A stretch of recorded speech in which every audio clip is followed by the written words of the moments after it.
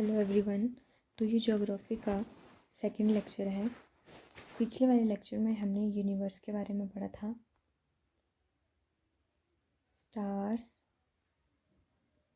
Etcetera. आज हम solar system से स्टार्ट करेंगे।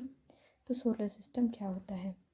Solar system consists of the sun, 8 planets and their satellites, for example moons, and thousands of other heavenly bodies such as asteroids, comets, meteors.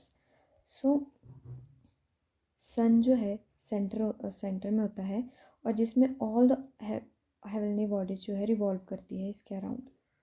तो ये heavenly bodies क्या होता है?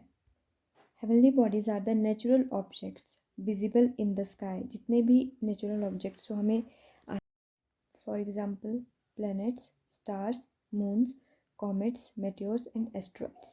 तो जितने भी ऑब्जेक्ट्स होते हैं जो हमें आसमान में दिखते हैं उनको हम हेवनली बॉडीज़ बोलते हैं। प्लैनेट्स, स्टार्स, मून्स, ये सब जो है हेवनली बॉडीज़ है। अब एक क्वेश्चन अराइज होता है कि why moon is called the satellite of the earth. Earth के लिए सैटेलाइट क्यों कहा जाता है मून को? तो सबसे पहले सैटेलाइट को समझते हैं। Satellite is an object that moves around a larger object. एक ऐसा ऑब्जेक्ट जो किसी बड़े ऑब्जेक्ट के अराउंड घूमता है। सो अर्थ इज़ अ सैटेलाइट। अर्थ भी एक सैटेलाइट है because it moves around the sun, क्योंकि ये सन के अराउंड घूमती है। इसलिए जो मून है वो भी सैटेलाइट है because it revolves around the earth, इसलिए इसको सैटेलाइट बोला जाता है। Earth and moon both are natural satellites. Why all bodies revolve around the sun? क्यों जो है सारी जो हेवनली बॉडीज़ है, प्लैनेट्स है, वो सन के अराउंड रिवॉल्व करती है? क्योंकि ड्यू टू ग्रेविटेशनल पुल और फोर्स ऑफ द सन। सन की जो ग्रेविटेशनल फोर्स है उसके वजह से जो है all the heavenly bodies revolves around the sun. ये है हमारा डायग्राम जो कि सोलर सिस्टम का है। इसमें हमारे पास सन है और ये सारे 8 प्लैनेट्स हैं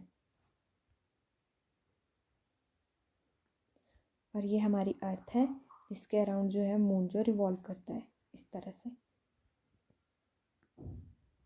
नेक्स्ट, प्लैनेट रिवॉल्व। जो जितने भी प्लैनेट्स हैं वो इलेप्टिकल ऑर्बिट के उसमें घूमते हैं। मतलब इलेप्टिकल ऑर्बिट होता है उनका, सर्कल में नहीं होता, इलेप्टिकल होता है, मीन्स लाइक दिस, इस तरह से। सो जैसे कि ये बताया यहाँ पे, ये सन है और ये प्लैनेट्स हैं। अब जो नियरेस्ट प्लैनेट है सन के वो है मरकरी, और जो सबसे दूर का प्लैनेट है सन के वो है नेपच्यून। अब जो हम प्लैनेट्स के नेम करेंगे और इसके लिए मैंने एक ट्रिक बनाई है। सो सबसे पहले नेम देख लेते हैं। सबसे पहले था मरकरी, फिर वीनस, फिर अर्थ, फिर मार्स, फिर जुपिटर, फिर सैटर्न, फिर यूरेनस, फिर नेपच्यून। ये जो मरकरी से लेकर मार्स तक जितने भी प्लैनेट है इनको हम टेरेस्ट्रियल प्लैनेट्स बोलते हैं because of land present on these planets. तो लैंड की वजह से इनको हम टेरेस्ट्रियल बोल देते हैं। और जुपिटर से लेकर जितने भी हमारे नेपच्यून तक हैं उनको हम गैसियस प्लैनेट्स बोलते हैं क्योंकि ये सारी गैसेस के बने होते हैं। सो इनके लिए एक ट्रिक है जो कि है my very educated mother just served us noodles. So ये ट्रिक है। यहाँ पे भी ट्रिक है कि माई से मरकरी हो गया, वेरी से वीनस हो गया, एजुकेटेड से अर्थ हो गया, मदर से मार्स, जस्ट से जुपिटर, सर्व से सैटर्न, अस से यूरेनस, नूडल से नेपच्यून। ये सारे प्लैनेट्स हैं। अब जो 2 तरह के मॉडल्स हमारे सोलर सिस्टम में दिए गए थे सोलर सिस्टम के लिए, फर्स्ट था हीलियोसेंट्रिज्म और सेकंड था जियोसेंट्रिक मॉडल। हीलियोसेंट्रिज्म में ये बताया गया था कि जो सन है वो सेंटर में है और प्लैनेट्स इसके अराउंड रिवॉल्व करते हैं। ये दिया था निकोलस कॉपरनिकस ने। और वहीं जियोसेंट्रिक मॉडल एक्सप्लेन करता था कि जो अर्थ है वो सेंटर में है और जो जितनी भी हेवनली बॉडीज़ है वो इसके अराउंड घूमती है। तो ये टॉलमी ने दिया था जो कि फेल हो गया था। हम जो मॉडल मानते हैं वो हीलियोसेंट्रिज्म का मॉडल मानते हैं।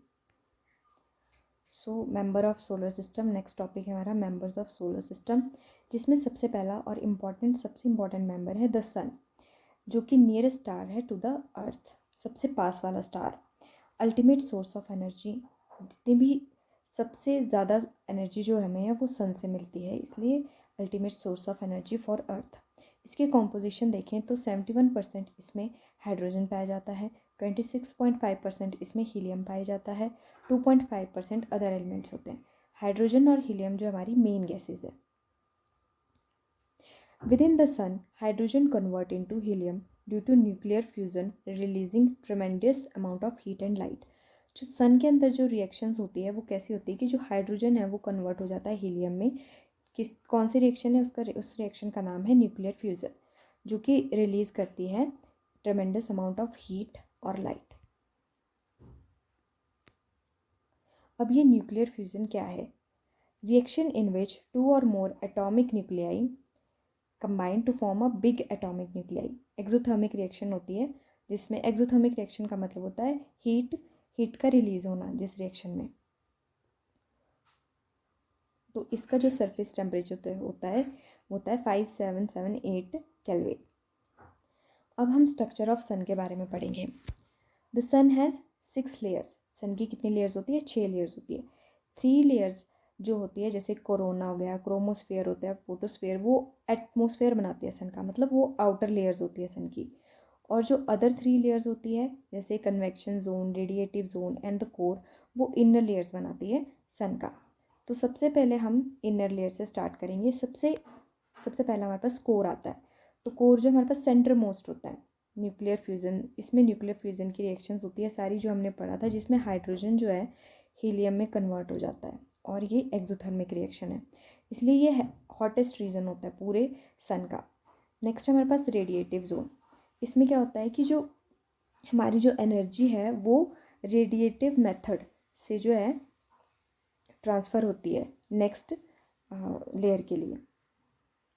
Convection zone use convection method to transfer energy को ट्रांसफ़र करने के लिए जो इसमें कन्वेक्शन मेथड यूज़ होता है।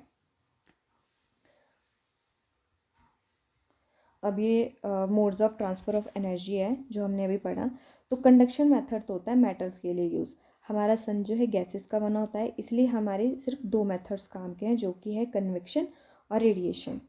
तो हमने पढ़ा था कि जो रेडिएटिव जोन है उसमें रेडिएशन मेथड के थ्रू जो है हमारी एनर्जी ट्रांसफ़र होती है। रेडिएशंस मीन्स जिसमें मॉलिक्यूल्स की कोई ज़रूरत नहीं होती, ये डायरेक्ट हमें मिलती है। और कन्वेक्शन मतलब फ्लेम्स के थ्रू, करंट्स के थ्रू हमें एनर्जी ट्रांसफ़र होती है। अब ये सन का डायग्राम है।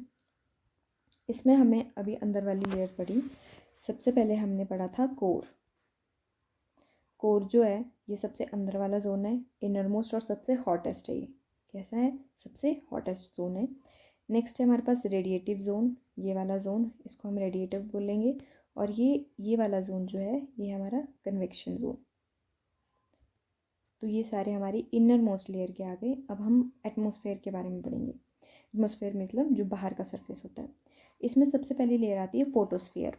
जो भी हमारी विजिबल लाइट है जो हम अर्थ पे जो आती है हमारे, वो फोटोस्फेयर से आती है। From the sun comes from this layer. ठीक है, ये सबसे कूलेस्ट पार्ट होता है सन का। क्रोमोस्फेयर डिम रेड रिंग होती है इसके अराउंड, और सोलर एक्लिप्स के टाइम जो फोटोस्फियर जब हिडन हो जाता है तो जो विजिबल लाइट होती है वो क्रोमोस्फियर से आती है। कोरोना सबसे बाहर वाली लेयर। एंड देन सो ये है आज का टॉपिक। अगर आपको वीडियो अच्छी लगी हो तो लाइक, शेयर और कमेंट करें।